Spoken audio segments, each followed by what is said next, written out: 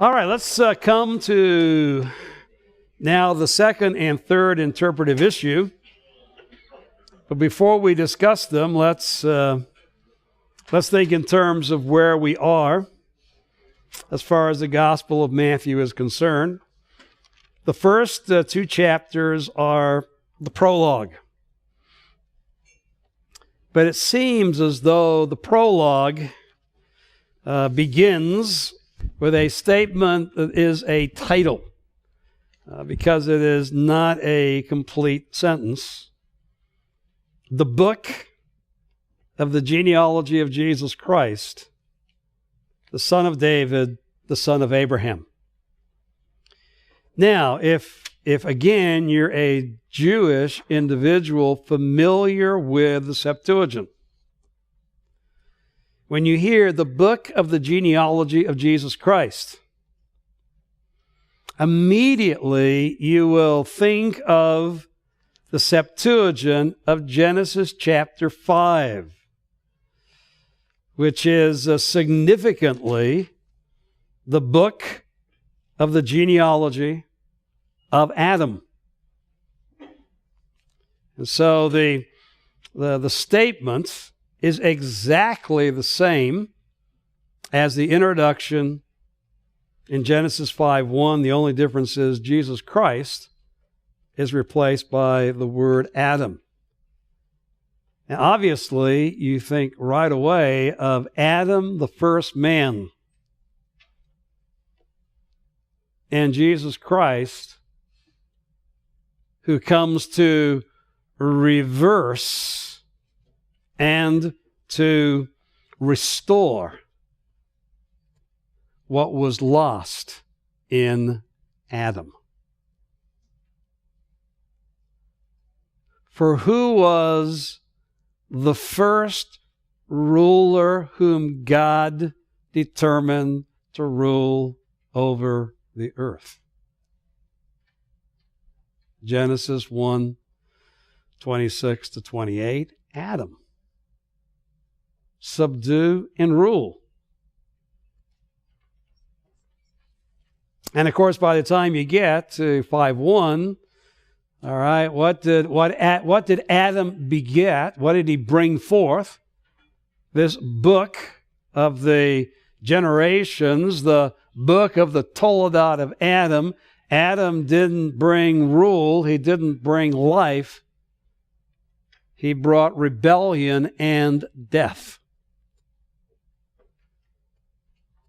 And so even before we get to David and Abraham, as far as the Old Testament, we're reminded, okay, the Abrahamic, the Davidic promise, even in the Old Testament, was ultimately to reverse what was lost in Adam. Now, this echoes with the term book, echoes 5:1, but just the term genealogy was the Septuagintal translation for the Hebrew term Toledot. And of course, as you think through the Torah, and of course those who want to make, the 5 books equal the books want, okay, the first division ending in chapter 7 begins in 1:1. This is Genesis, and Genesis is the book of the Toledots, and this is the Toledot of Jesus Christ. But certainly there is an echo, and I think distinctly so by Matthew, that he is picking up, and if we can put it this way, in some way completing what began in the Old Testament.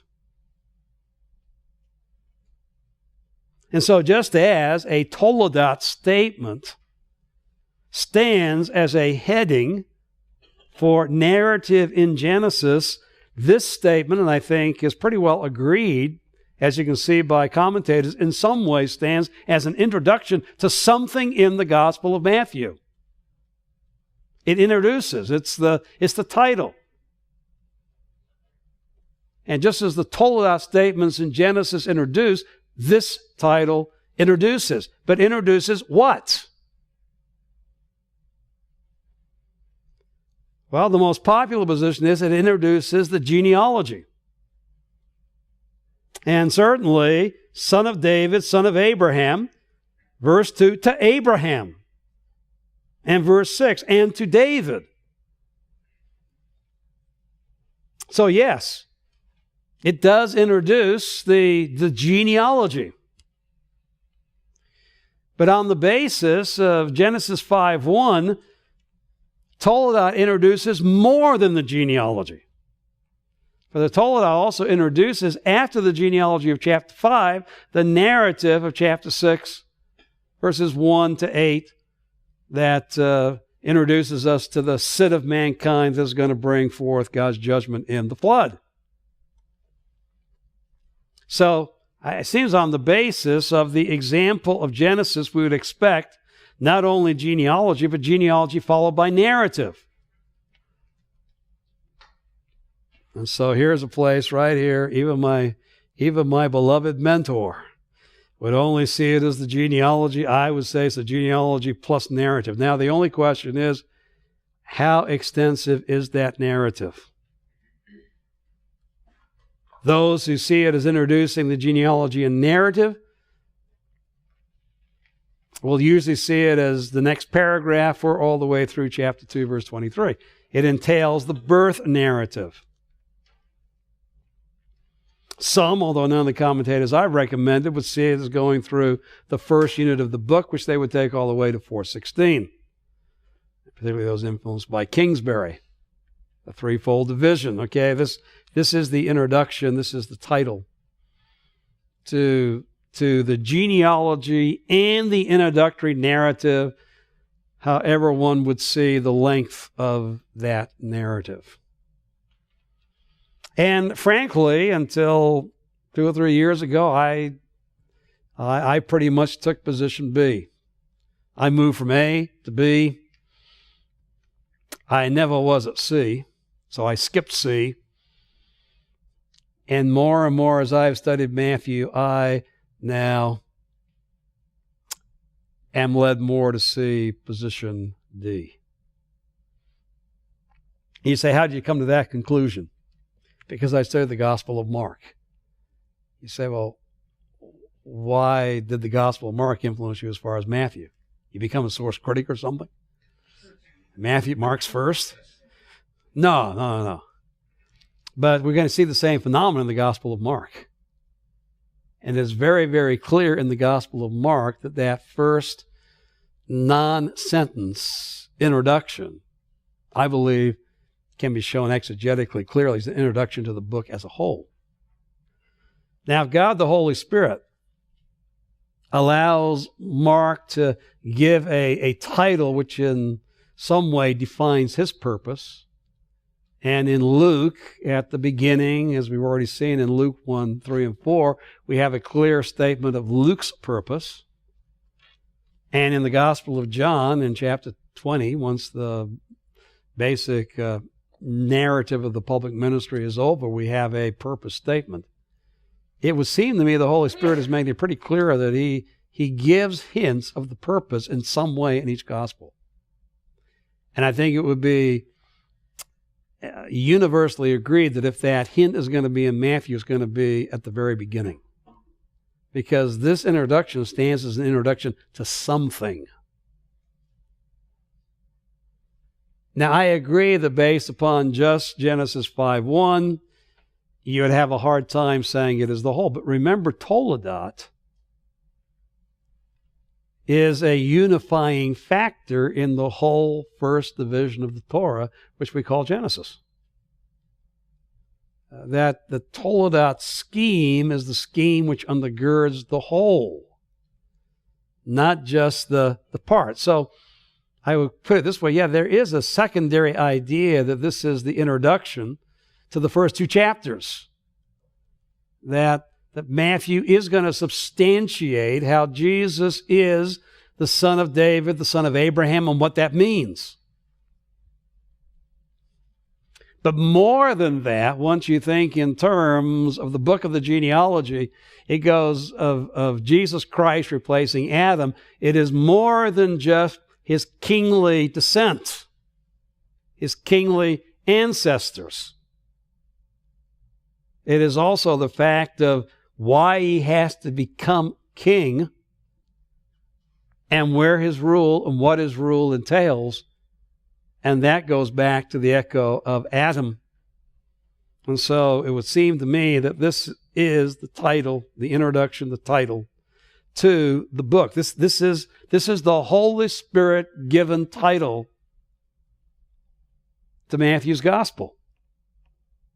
It is the book, the Gospel, of the Toledot, generation, genealogy, particularly here maybe even more generation of Jesus Christ. And his important link is not just Adam, but also David and Abraham. By the way, that would make, obviously, Jesus Christ, and you think in terms of that echo back to Adam, and then at the end, son of Abraham, the middle term, and remember, think like Jews, all right, that what's enveloped then shows what is most important, because we're dealing with, he's going to come to rule, and on the basis of the Old Testament, he comes to rule as the son of David. And the son of David, who through the Abrahamic covenants reverses through the salvation that comes, the sin and the loss of domination as king by Adam because of his sin. And so there's a very definite tie-in right away in Matthew's Gospel back to the Old Testament. And Matthew is going to show how, in a sense, Jesus is the continuation and culmination of the Old Testament narrative. What began in the Torah, what began in Genesis, continues and comes to a measure of completion through the narrative that is in Matthew's Gospel. Because even though the kingdom has not yet been established, Matthew, as we've already seen in chapters 24, 25, is going to conclude in the final discussion of Jesus. Jesus is going to look all the way to the end and talk about the establishment of the kingdom that's going to come in the future. And so Matthew really completes what began in the Old Testament. And there's the essential purpose of Matthew. And so everything else in the New Testament, if we can put it this way, is just filling in details of how Jesus has completed and will culminate what began in the New Testament. But in the same way that the Torah was the skeleton that, and all the rest of the Old Testament just basically gives commentary upon that skeleton that is in the Torah, the same thing is true in the New Testament. Matthew becomes the essential foundation, the essential skeleton, and basically the rest of the New Testament just fills in details of what's in Matthew. And then providentially, by the Holy Spirit during the church age, the New Testament book that has been most studied by the church is Matthew. In the same way that the most intensively studied part of the Old Testament within Judaism was the Torah. And basically, if you got the firm foundation, then the rest makes sense. And that's true of the New Testament as well. And I will put it this way, gentlemen, you will understand the New Testament to the extent that you understand the Gospel of Matthew. It's a key to unlocking what is in the New Testament. It's essential, and everything else just fills in essential details from this book. So you say you got all that from one verse? Well, it's a potent verse. It's the introduction. And that helps us to appreciate the whole. Now, significantly, getting back to the outline, and really, I should, in fact, I'll make a note of myself to update my outline, because technically, in my understanding, the prologue per se, the narrative per se, begins in verse 2. That verse 1 is, I've already corrected Mark, that really the the first division is this first introductory statement, or it's not part of the division, it's set apart. It is the title of the book as a whole. All right, and so how does the narrative begin? Well, like a good Old Testament narrative, it begins with a genealogy. All right, the person who's going to be the centerpiece of the narrative is introduced by genealogy. And by the way, notice in the title, and we've already said this, the emphasis upon David. David comes before Abraham. David is central between Jesus Christ and Abraham. And so there is a unique emphasis upon David. Also, as we go through the genealogy, we find in verse 17, Matthew's summary is, there were 14 generations from Abraham to David. David, a deportation, 14 generations. And the deportation to Christ, 14 generations. So you would assume between verse 2, Abraham, to verse 16, Christ, there'd be 42 names. And you find only 41. Well, how do we get 42? Well, it's significant in verses 11 and 12. We come to the point of deportation. And obviously the deportation is the culmination of 14 generations. From the deportation is 14 more generations to Christ. So we don't have a name there. We just get to Jeconiah.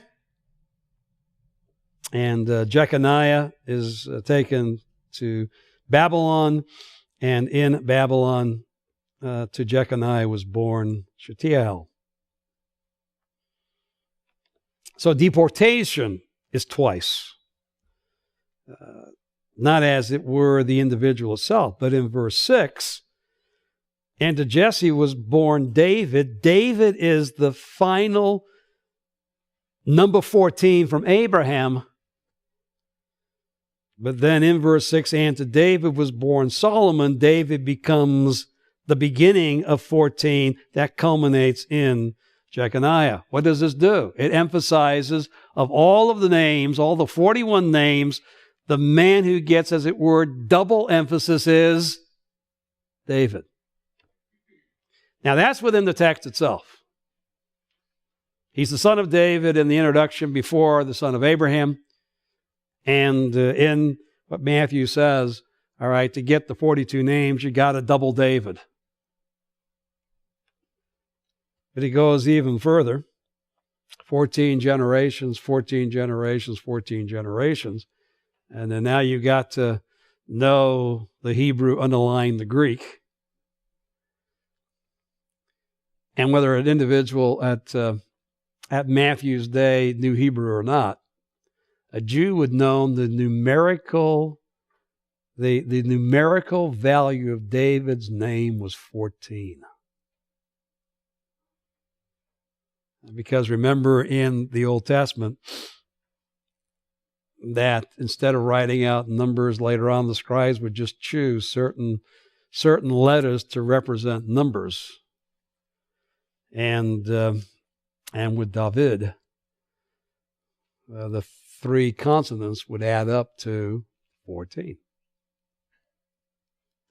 So even the 14 gives another emphasis upon David. So all of this to say that by the time we get to from verses 2 to 17, what is most impressed us is that Jesus is the son of David, and more than that, through Joseph, has title to the throne of David. Because notice in 1:16, to Jacob was born Joseph, the husband of Mary, by whom, feminine, was born Jesus, who's called Christ. But in the next narrative, we find that Joseph is commanded by the Lord to take Mary as his wife. And the son that she bears, and by the way, Joseph is not involved physically. It's only by Mary Jesus Christ was born.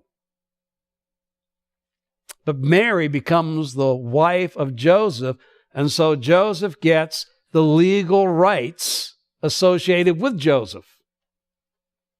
And the legal right is the fact that Joseph, because of his relationship to David, has the right to the Davidic throne legally. So why a genealogy? Why this genealogy? Because it shows Jesus' legal right. In other words, if the Davidic throne was established in Jesus' day, who had the legal right to the throne? Jesus. Because he's the legal son of Joseph. Now, by the way, if you're a Jew, this creates all kinds of problems. Because Jesus had no heirs. Which means what to the Davidic line? What about the promise that will never lack a man to sit on the throne?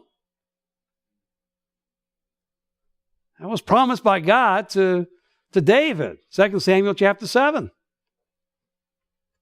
In other words, by 117, you're faced with a dilemma. If Jesus is not the Messiah, Israel has no king.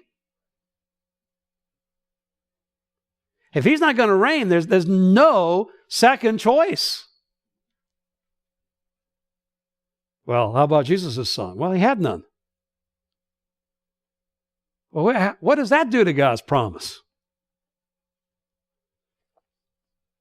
Now, you got to realize that Matthew is writing to assure Jewish Christians that what they believe about Jesus is true.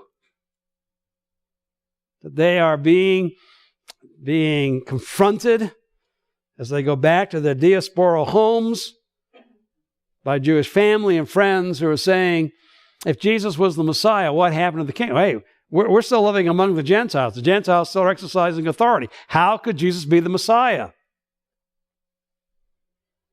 Well, Matthew's going to get there, but first he's going to establish very, very clearly there is no doubt Jesus was the Messiah. And here it is. It begins with the genealogy. He had the right to the throne, and to the present time, he is the only one who has a right to the throne. So the genealogy is very, very important. And then very quickly, because of time, and then we have these narratives punctuated by 5 fulfillment passages that show us that in the events surrounding the birth of Jesus, which is very, very important because, before you were born and as a baby, you have very little effect upon the events that take place in your life. How many of you chose your mother? How many of you chose where you were going to be born? How many of you chose what your parents were going to do with you in the first 2 or 3 years of your life? And so much so for the Passover plot that, Jesus set apart to being deceived that he was the Messiah. He took a look at all of the passages of the Old Testament perceived by Israel of his day as being messianic and set out to fulfill them. Now, I have no evidence that was propounded in Jesus' day. It's just a Jewish attack of the last couple of generations. Well, of course, Jesus thought he fulfilled the Old Testament, and the disciples did, because he set out to do it. Well, that's already been answered by Matthew's gospel. No, he didn't. He was just a passive participant as messianic prophecy was fulfilled in the events surrounding his birth. So he gets the proper mother, a virgin, to fulfill Isaiah chapter 7:14. He's born in the proper place, Bethlehem, chapter 2, verses 1 to 12, to fulfill Micah 5:2. He's taken to Egypt, chapter 2, verses 13 to 15, to fulfill Hosea 11:1. Herod kills the baby boys, all the male children in Bethlehem, to fulfill Jeremiah chapter 31, verse 15. And he is taken to live in Nazareth, that he might be called a Nazarene, and so fulfill, because the Old Testament never mentions Nazareth. Now, whether through direct messianic prophecy, Isaiah 7:14, Micah 5:2, or through typological understanding, Hosea 11:1, Jeremiah 31, at least we have direct passages. But what do we do with this fifth fulfillment? He's called a Nazarene. What does that fulfill? Well, some, based upon sound-alike, say, well, he was a Nazarite, but he wasn't. Because he came eating and drinking, chapter 11. The Nazarite was John. So if he was a Nazarite, he was a very poor Nazarite. And so because of that, none of the commentaries I've recommended take that position, although it is out there. Based again upon the thinking about Hebrew, the consonants. But it's basically a sound-alike. Now, close to Nazir is branch. And so some see that the prophecy here is going back to Isaiah 11:1, or Jeremiah 23, Zechariah 3 or 6, that he is the branch, the branch out of the stump of Jesse. But probably better is notice in verse 23 of Matthew, spoken through the prophets, plural.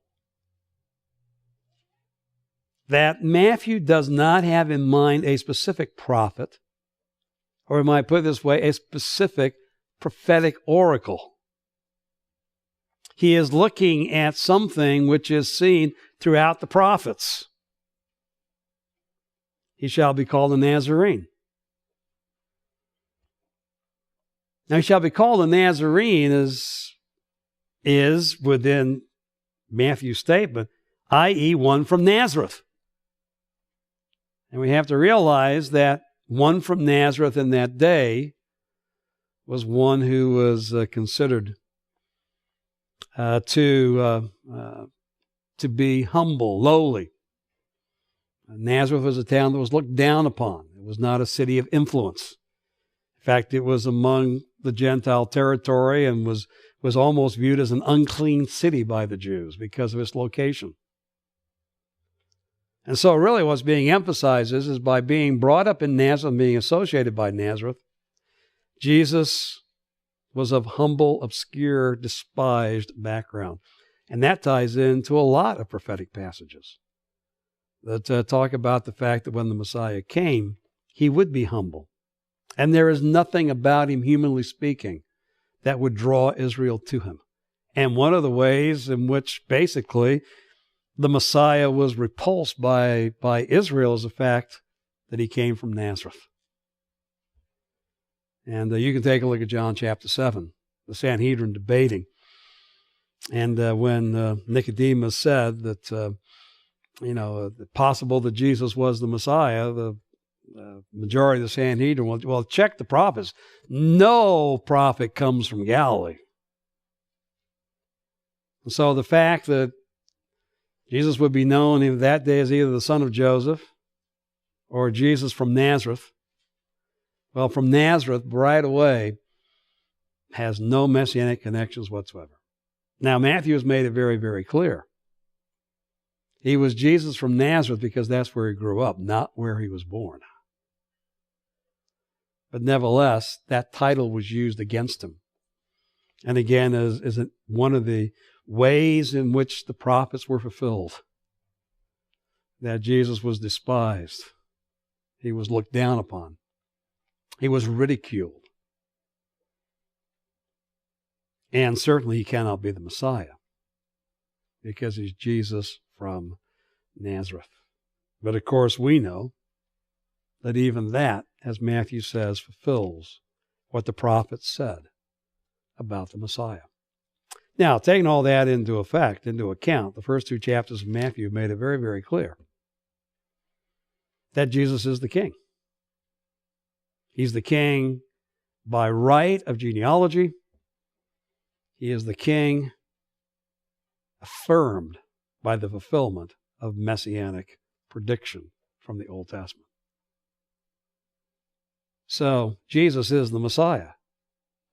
But Matthew's gospel does not end there. Because if he is the king, what about the kingdom?